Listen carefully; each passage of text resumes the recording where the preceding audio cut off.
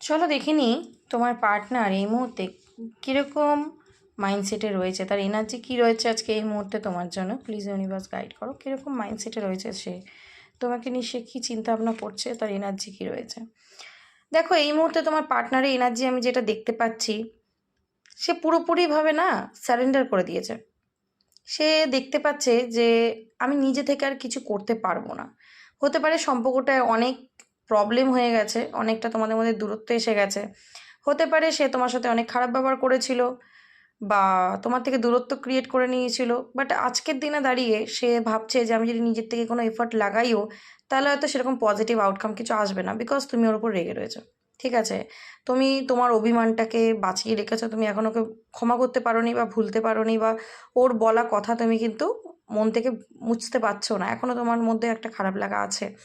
তো যদি সে তোমার সাথে হতে পারে যোগাযোগ করেও ছিল, তুমি তাকে হতে পারে ইগনোর করেছো। তো এই মুহূর্তে যেটা দেখতে পাচ্ছি, সে সময়ের হাতে সবটা ছেড়ে দিতে চাইছে, যে যখন যেটা হবে হবে। হ্যাঁ, এখন সিচুয়েশন যা, আমি যদি নিজেতে কোনো স্টেপ নিই তাহলে কিন্তু হয়তো কোনো পজিটিভ আউটকাম আমি পাবো না। তো সময়ের সাথে সব কিছু হবে, ঠিক আছে। আমি কোনো তাড়াহুড়ো করতে চাই না, হুটোপাটিতে কোনো সিদ্ধান্ত নিতে চাই না। এটা হচ্ছে তার এনার্জি বললাম, ঠিক আছে। যদি তোমার পার্টনার যোগাযোগ করেও নি, মনের মধ্যে কিন্তু একটা উতাল পাতাল আছে তোমার সাথে কন্ট্যাক্ট করার জন্যে, কিন্তু নিজে থেকে কোনো অ্যাকশান নিতে কিন্তু সে চাইছে না। এবং সে কিন্তু আজকের দিনে রিয়েলিটিকে বুঝতে পারছে, ঠিক আছে। মোরালিটির কার্ড এসছে আজকের দিনে, কিন্তু সব সে বুঝতে পারছে, কিন্তু বুঝেও তার কিছু করার নেই। সে চোখ বন্ধ করে আছে, ঠিক আছে।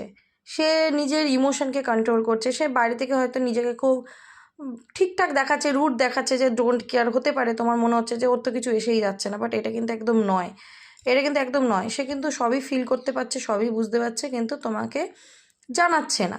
বাট স্টিল তোমার সাথে কিন্তু এই রিলেশনশিপে ও একটা পজিটিভ আউটকাম হোপ রাখছে, আশা রাখছে যে তোমার সাথে সম্পর্কটা ঠিক হয়ে যাক, তোমার সাথে এগোবে, ঠিক আছে। তোমার সাথে একটা হ্যাপি লাইফ ওর উইশ হচ্ছে তুমি, ঠিক আছে। ওর তোমার সাথে ফিউচার চাইছে, তোমার সাথে সাকসেস চাইছে, তোমার সাথে সব কিছু চাইছে। কিন্তু ও দেখতে পাচ্ছে এই সিচুয়েশানটা আমার কন্ট্রোলে নেই, ঠিক আছে, আমার হাতের বাইরে রয়েছে। তো আমি চাইলেও কিন্তু কিছু হবে না। তো ওই জন্য সময়ের হাতে ছেড়ে দিয়েছে। এবং ট্রান্সফরমেশন তার মধ্যে কিন্তু বিগ ট্রান্সফরমেশন হচ্ছে, বিগ ট্রান্সফরমেশন হচ্ছে, ঠিক আছে। সেই জন্যই কিন্তু ওই গোয়িং উইথ দ্য ফ্লোর কার্ডটাও এসছে। তো একটা ট্রান্সফরমেশন হচ্ছে, ঠিক আছে। তো তার চিন্তা ভাবনা তো সব কিছুর মধ্যে একটা চেঞ্জ আসছে, ঠিক আছে। তার লাইফে অনেক কিছু উলটপালট হচ্ছে এবং তাকে নতুন করে জীবনে ইউনিভার্স শেখাচ্ছে সব কিছু।